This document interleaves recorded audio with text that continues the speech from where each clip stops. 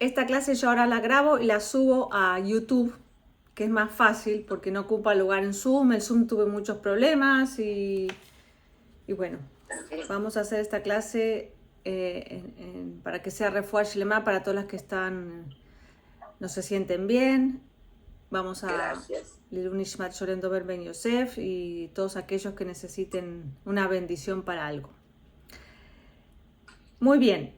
Esta para allá, como dijimos, no voy a dar plaga por plaga porque yo tenía el resumen de plaga por plaga y hay una parte de mi computadora que no sé qué, entonces no le puedo dar, lo voy a dar cuando encuentre.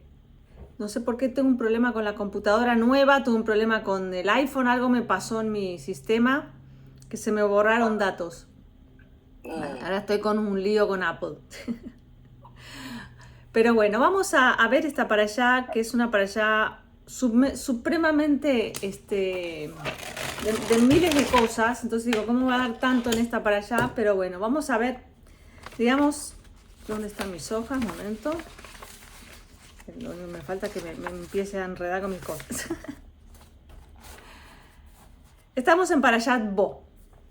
Esta para allá realmente puedo decir que habla sobre la fe. Por eso, más que hablar de la síntesis, voy a hablar de la síntesis de la para allá, voy a hablar un poco de lo que es la fe, que es de las cosas más difíciles para poder entender dentro de lo que es el ser humano, ¿no? La fe. Tengo fe, pero ¿qué es fe? ¿No? Esa palabra tan cortita. Y que hablamos una vez que emuná, que está traducida literalmente desde el hebreo, no es exactamente lo que es la fe para el judaísmo, ¿sí? Porque la palabra emuná viene de un montón de lados. Entonces, para allá vamos a hacer el resumen de Parashat Bo y vamos a hablar específicamente y vamos a explicar por qué específicamente habla de la fe. En poco resumen, ya dijimos que la parashá anterior habla de las 3 plagas, Parashat Vaera, y en esta Parashat Bo, que Bo el Paró, que fue hacia Paró, Moshe, habla sobre las últimas 3 que dijimos la semana pasada que también tenía que ver con las 10 sefirot, que las 3 primeras tienen que ver con la acción y lo emocional, y estas 3 últimas tienen que ver con el intelecto, ¿no? Que afecta la parte, como dijimos, las plagas fueron malas para el pueblo egipcio, pero fueron una curación para el pueblo de Israel, porque vimos que un esclavo se afecta emocionalmente, físicamente y mentalmente. Y por supuesto su fe, ni que hablemos. Entonces las últimas 3 plagas son la langosta, la muerte de los primogénitos y la oscuridad. Y después, inmediatamente de la muerte de los primogénitos, es cuando los judíos, los Yehudim, se salen de Egipto hacia la libertad. O sea, parecía como que cuando se curan físicamente, emocionalmente y mentalmente, ahí están preparados para salir a Yetziat Mitzrayim, la salida de Egipto. ¿Qué más habla esta para allá? Habla sobre la entrega de la primera mitzvah a Israel, que es establecer un calendario basado en el ciclo mensual lunar. Como ya sabemos, dentro de lo que es el judaísmo, nosotros nos regimos por la luna. También utilizamos el calendario solar, por eso en la Torá siempre cuando habla, por ejemplo, de Pesach, dice Hag Aviv, que es la fiesta de la primavera. ¿Por qué la Torá asocia Pesach con Hag Aviv, con la fiesta de la primavera? Porque para que siempre Pesach caiga en primavera. Cuando habla de Shavuot, habla de Hag HaKaitz, que es la fiesta en el verano. Porque tiene que haber una correlación entre el calendario lunar y el calendario solar. ¿Por qué así? Porque había ciertas ofrendas y ciertas cosas que se traían en Pesaj, en primavera, y que se daban todo el Omer, las cosechas, como dijimos la semana pasada. Entonces tienen que coincidir también las estaciones del año. Y las estaciones del año se rigen por el sol. Entonces, Dios manda entregar la primera mitzvah, que es establecer un calendario basado en el ciclo mensual lunar. Y los israelitas son también instruidos para ofrecer el sacrificio pascual, ¿no? Aquí hay una gran pregunta. ¿Cuándo hicieron el sacrificio pascual? De Pesaj, antes de salir de Egipto. Entonces, ¿cómo? Nosotros en Pesaj recordamos la salida de Egipto, pero me está diciendo que el sacrificio pascual lo hicieron antes, sí. Pesaj ya lo estaban haciendo antes. Porque es una mitzvah el sacrificio pascual, Korban Pesaj. No solamente para recordar Yetziat Mitzrayim, la salida de Egipto, es una mitzvah per se. Dijo que traigan un cordero, un cabrito que debía ser degollado y parte de su sangre debía ser salpicada sobre las jambas de las puertas de cada casa de los israelíes. Entonces, ¿para qué hacen el sacrificio pascual?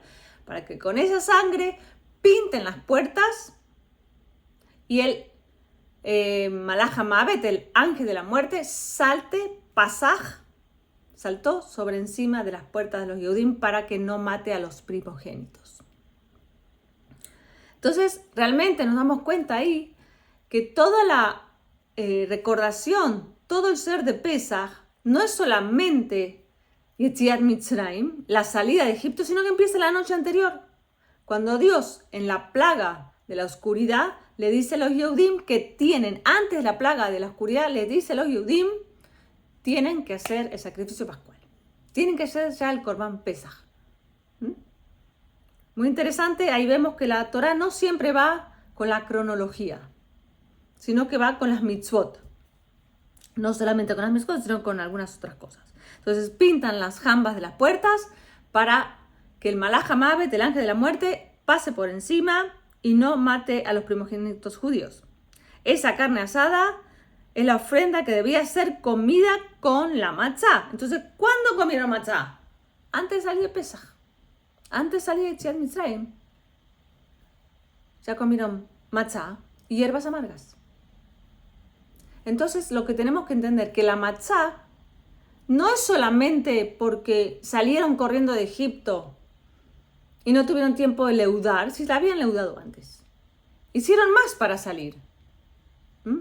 La matzá es una mitzvah per se. Es una mitzvah per se de las 613 preceptos.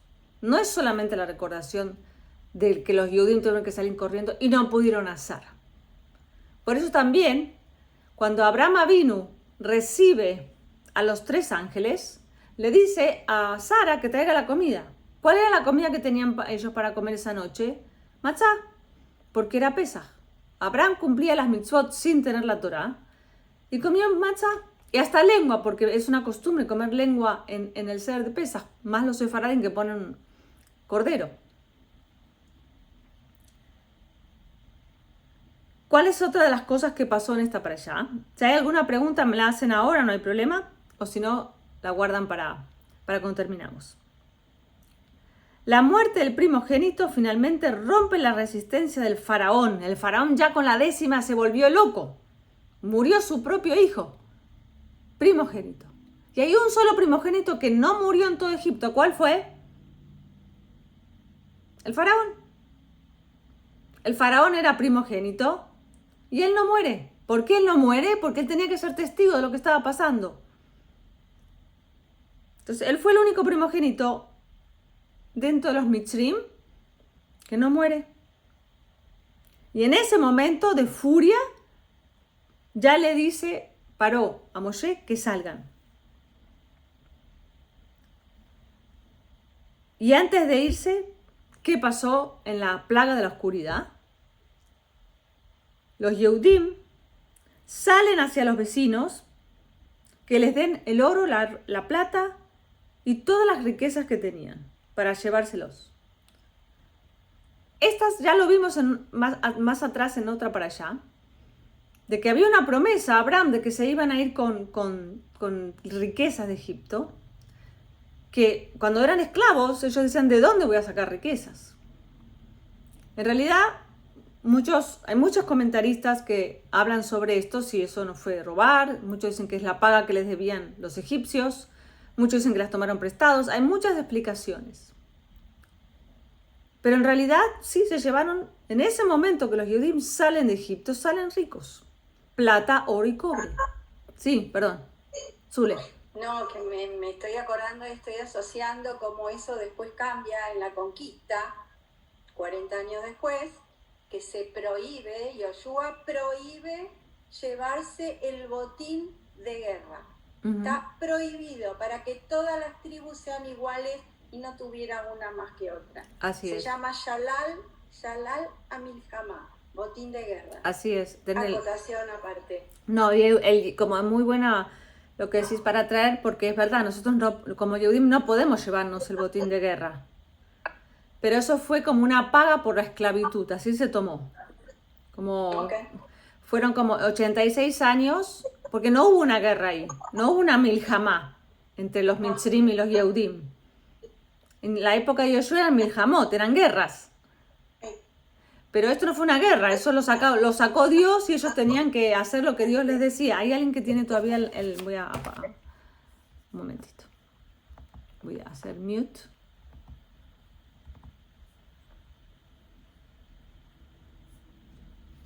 Entonces, realmente no fue un botín de guerra, fue como una paga de lo que los Yehudim trabajaron durante 86 años, porque acuérdense que los Yehudim también tuvieron riquezas cuando llegaron a Egipto, y los egipcios se las sacaron. Los egipcios le sacan al pueblo de Israel sus riquezas. Jacob venía con muchas riquezas, y la riqueza de Yosef la tuvieron los Yehudim. Entonces realmente se llevan lo que era de ellos, ¿no? Esa es otra explicación del Midrash. Se llevan lo que era realmente de ellos. Entonces por eso fue en la plaga de la oscuridad. En este momento, también en esta parashá es muy interesante que los israelíes son mandados a consagrar también sus primogénitos para lo que era la santidad. Como fueron salvados los primogénitos Yehudim, en realidad esos primogénitos tenían que servir al sacerdocio. Y es muy interesante que de aquí sale la mitzvah de reivindicar al primogénito.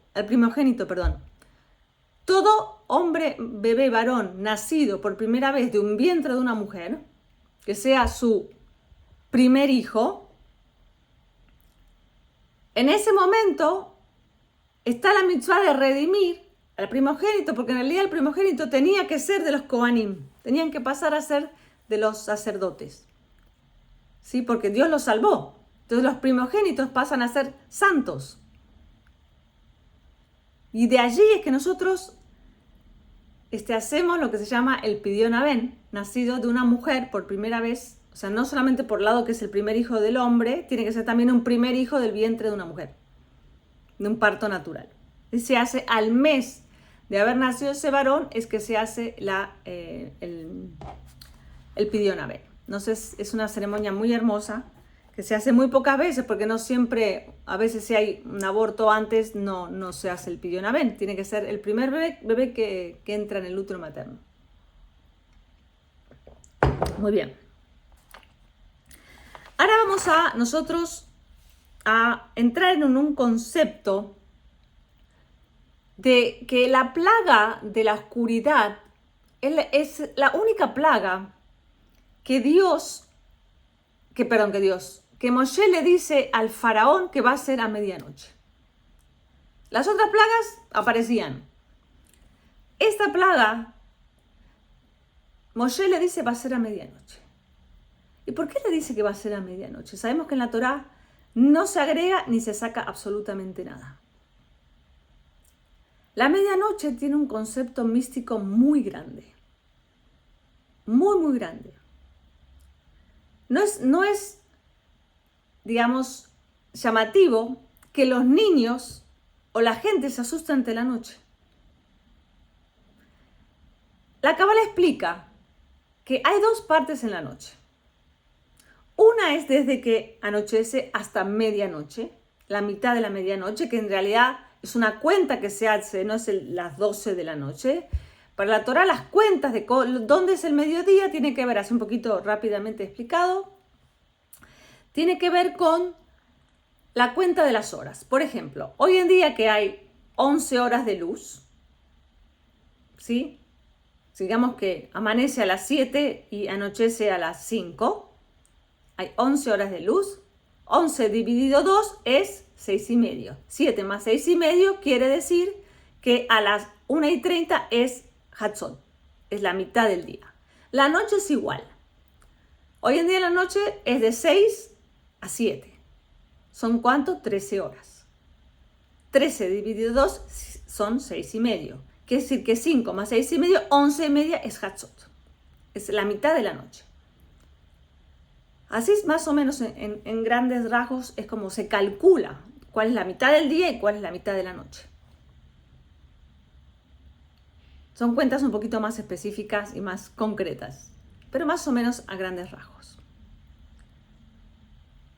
La Cábala explica que la noche, la primer parte de la noche, las primeras horas de la noche, ya dijimos que a veces son 6, a veces son 5:30, a veces son 7, está dominada, no me gusta la palabra dominada, sino que el que rige sobre la primera mitad es la severidad, la Geburah. Así habla la Cábala. La Geburah, la severidad, domina sobre la primera mitad de la noche. Y la otra mitad de la noche domina el Gesed, la bondad. Por eso cuando dice, muchas mujeres tienen el parto a mitad de la noche. Y casi siempre pasa, después de las 12:01 pasan los partos. Porque es una bondad la noche. No es todo oscuridad la cual tenemos que temer. Por eso mucha gente tampoco lee Teilim en la primera mitad de la noche. Porque hay una severidad. Es un momento donde hay tanta oscuridad y es la primera parte de la oscuridad que nosotros no leemos Teilim. Muchos sí, pero es una costumbre de muchos que me preguntan, ¿se puede leer Teilim después de que se puso el sol? Y digo, bueno, no, trata de no hacerlo, pero si lo haces no pasa nada. Por enfermos siempre se puede leer Teilim toda la noche. Pero la primera parte, por eso es la parte donde los niños tienen miedo, la gente tiene miedo. Dicen que mi bobe siempre decía, se pone el sol y los niños empiezan a llorar. O se ponen rabiosos o rabietas. Algo pasa cuando se pone el sol. Entonces, la pregunta acá de nuevo es, ¿por qué Moshe le dice al faraón en la mitad de la noche? Exactamente en la mitad, cuando no es ni Geburah, ni severidad, ni Gesed, se está transformando. Y el mensaje era a nivel cabalístico, a nivel energético, es que es la mitad porque iba a ser severidad para los Mitzrim, para los egipcios, pero para los Yehudim iba a ser un acto de bondad. Porque dicen que las 9 plagas anteriores, Dios manda a un ángel a hacerlas, a crearlas. Pero la última plaga de la oscuridad, Dios la trae Él directamente. Donde avisa que yo soy tu Dios. En ese momento, los Yehudim, que habíamos hablado, que las 9 plagas anteriores venían curando su parte física, emocional, mental sobre la esclavitud, en la última plaga ya están curados, digamos, en su parte mental y tenían como el tubo directo para conectarse con Dios. En el momento de la oscuridad, que fue una oscuridad que no se veía luz, pero dicen que los Yehudim sí veían, en ese momento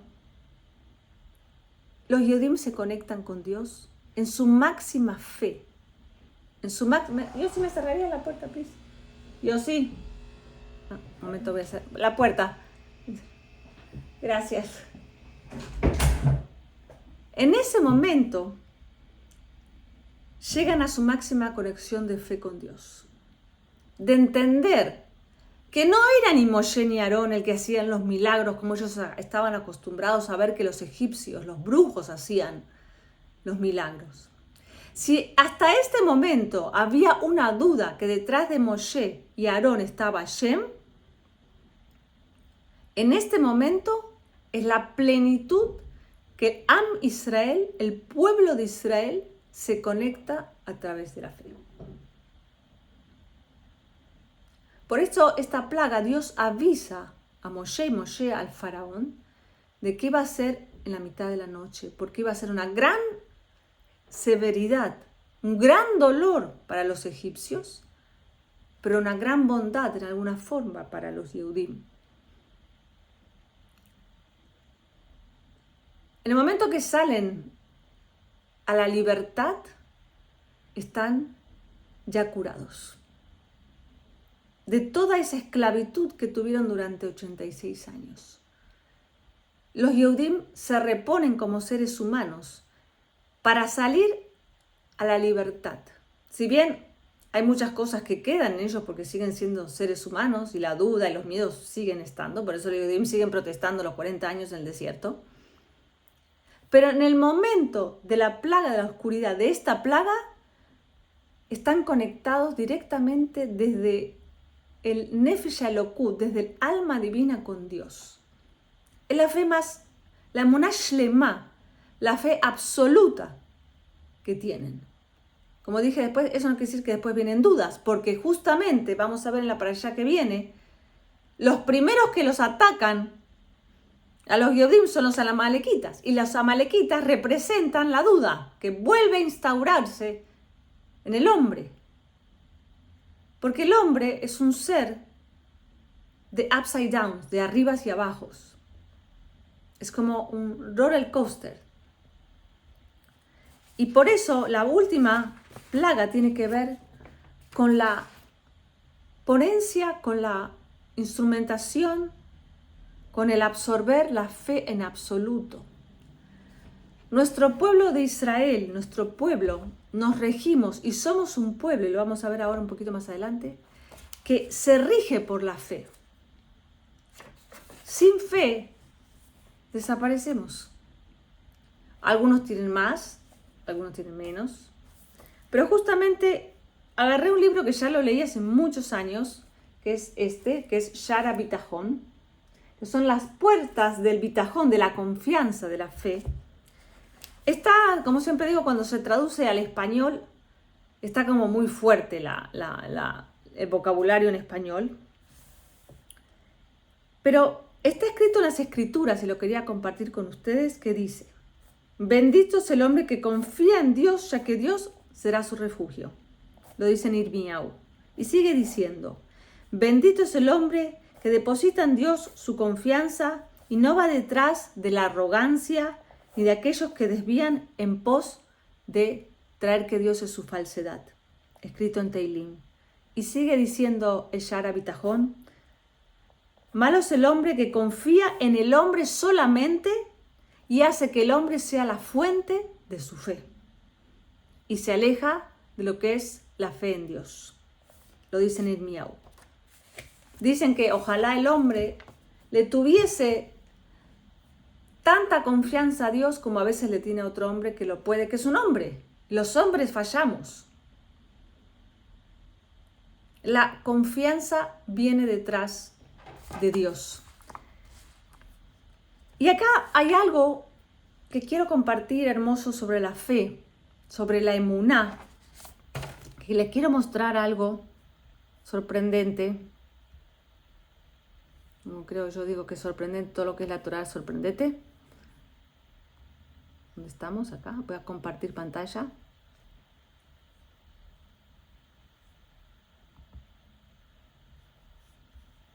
Aquí.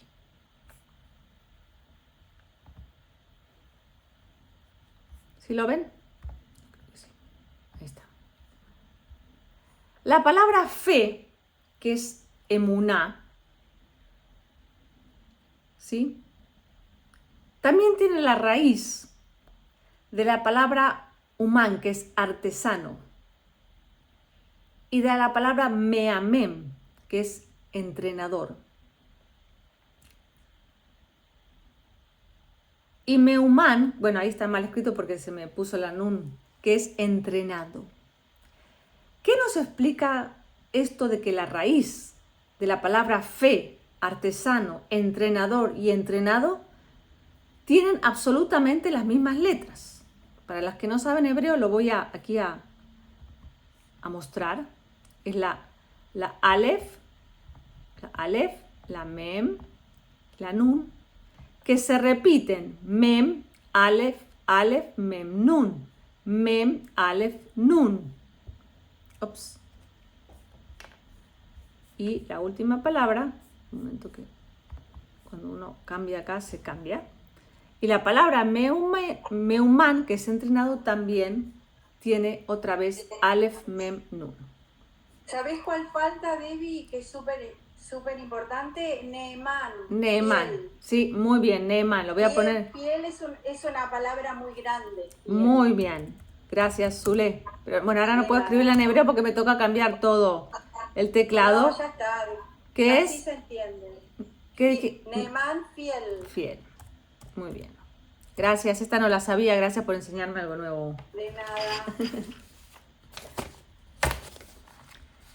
Estas palabras nos indican que la fe es algo que hay que construir. Es algo que hay que entrenar. Por eso una persona que tiene fe es un entrenado. Y alguien que ayuda a tener fe a otros es un entrenador. Y como dijo Zule, para agregarle otra ecuación, se convierte en un fiel. Pero eso es un trabajo muy difícil. El entrenamiento, como sabemos, es algo que se hace día a día. Y no se puede dejar de hacer día a día. Es como una persona que tiene que ir a jugar una carrera o una olimpiada. No puede dejar un día de entrenar. Un día que no entrena es un día que se pierde. No solamente que se pierde, sino que se va para atrás. Día a día a mí me prueba la vida la fe. Día a día, minuto a minuto muchas veces. Segundos a segundos también. Entonces, en esta, vamos a ver el Sefer HaShorashim del Radak,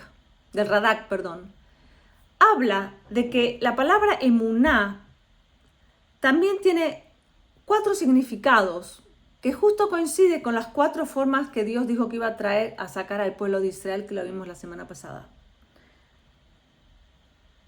En Isaías dice el Radak que la fe representa fuerza, la emuná es fuerza, ¿sí? Cuando dice que la fuerza va a traer a los fieles. Hashem, tú eres mi Señor, te exaltaré, alabaré tu nombre, pues tú has escrito consejos maravillosos, tremendos de fuerza para tener fe. La fe se construye con la fuerza y el esfuerzo. El Radak también dice que la palabra emuná viene de la palabra per se emuná, que es fe. Y Rashi explica indicando que la fe sería la consecuencia de una nutrición apropiada. ¿A qué habla nutrición? Lo explica en el tercer párrafo el Radak, cuando en la Megilat Esther dice que Mordejai se ocupó, crió a Hadasa y la alimentó, la nutrió. ¿Qué quiere decir que la nutrió?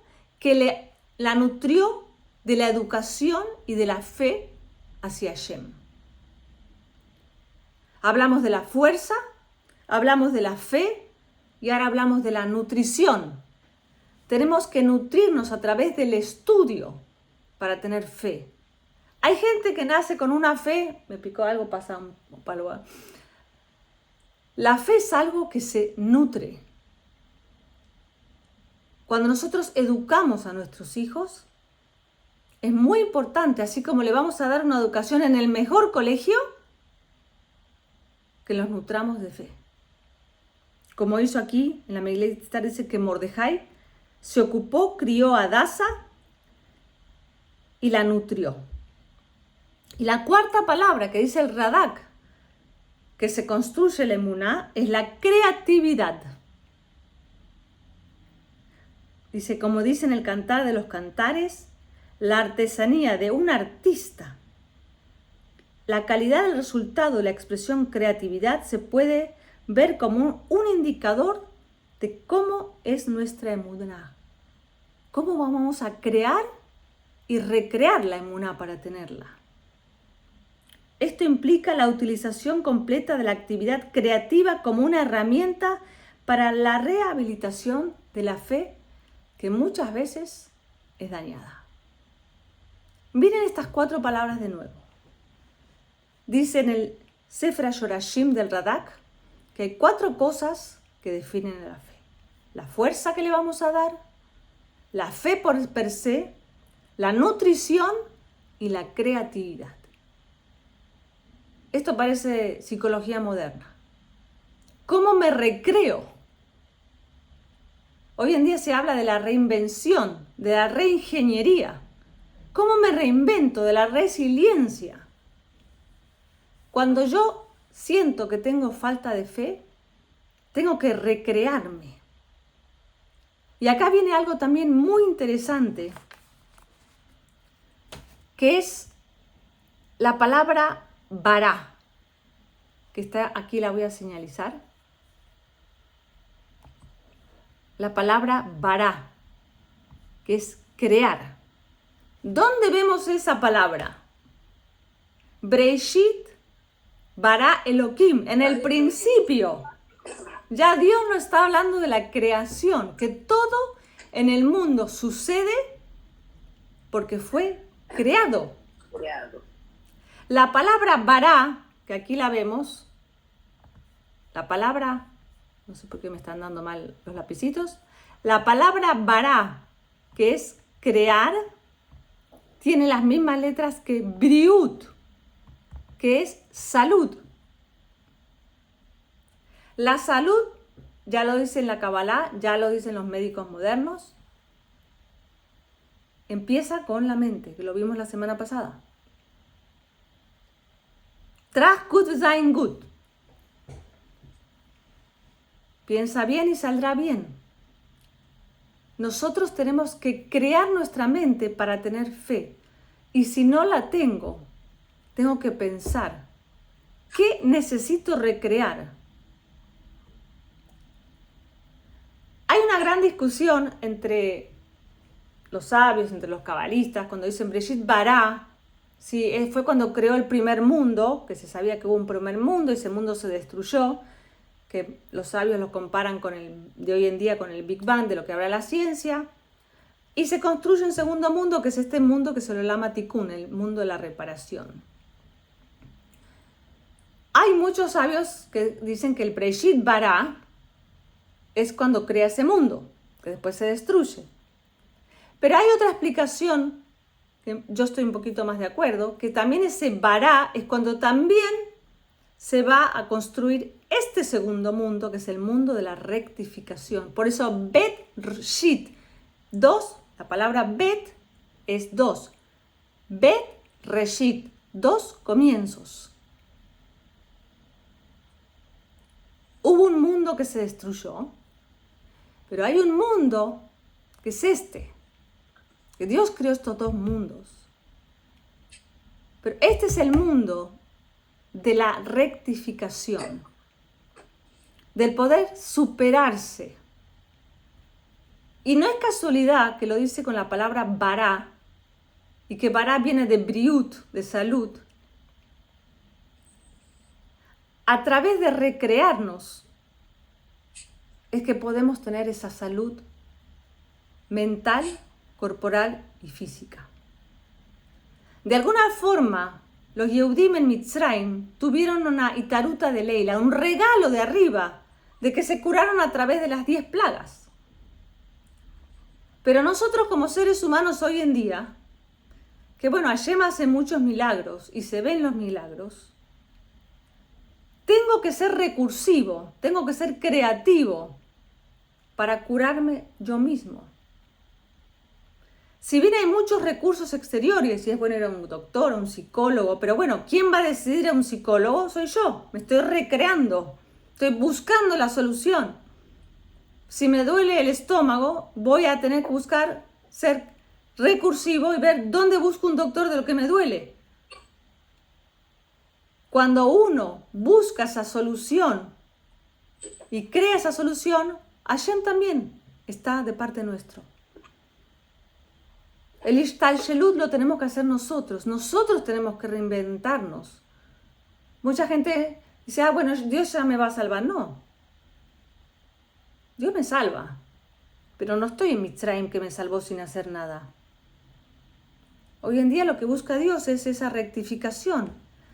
Que la salvación es a través de lo que uno hace. De la acción. Del bará. Entonces está escrito que ahí se juntan el bará con la emuná. el crear algo del mundo físico y Dios también me ayuda. Por eso también en el segundo día Dios separa las aguas. Pero es la misma agua. ¿Para qué separa las aguas? ¿Para qué se separa del mundo este? Porque Dios espera que el hombre trabaje también para construir ese recipiente para tener la energía de Dios, la bondad de Dios. Pero ¿cómo se hace esto? A través de la fe. De creer que va a ser así. Porque en español suena igual, creer es crear y es creer, ¿no? Tienen como parecía la resonancia. ¿Cómo construyo esa fe para obtener eso de Dios? A través de el entrenamiento. El entrenamiento diario puede ser a partir de levantarme y decir gracias a Dios, Modéani, seguir con la contemplación. No voy a hablar de cosas religiosas o cosas. La contemplación, no me gusta rezar, no sé rezar.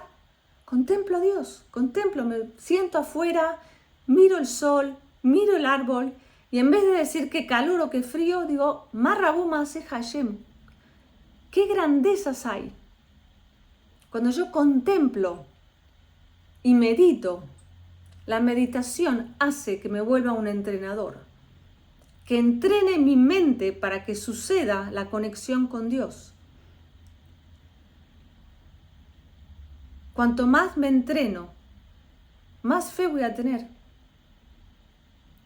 Cuando tengo un momento de que se me fue esa fe, porque todo nos pasa, tengo que decir, bueno, así como cuando como una comida, mucha gente dice, ay no, tengo que hacer dieta o me voy al gimnasio a bajar lo que comí. Si yo tengo un momento en el cual dude de la fe, me tengo que preguntar, ¿qué puedo crear hoy para que mi fe se construya? ¿Qué puedo crear para realmente volver a conectarme y otra vez embeberme en cuerpo y alma en esa fe? Por eso esta parashá es una parashá donde también se trae el tema de la fe. Porque es la plaga donde Dios, ya Él trae esta plaga, pero lo trae como una esperanza. Y muchos se preguntan, entonces, ¿por qué trajo la plaga de la oscuridad? ¿Por qué no trajo la plaga de la luz? Porque justamente en la oscuridad es cuando más nos desafían con la fe. Y tenemos que saber que tenemos que estar del lado de la mitad de la noche para arriba. Que hay oscuridad, pero es una oscuridad de gesed, de bondad, donde aparece el rocío y las plantas crecen, donde es la mayor oscuridad porque viene el sol. Ese es el momento más desafiante, pero es el momento también con más bendiciones.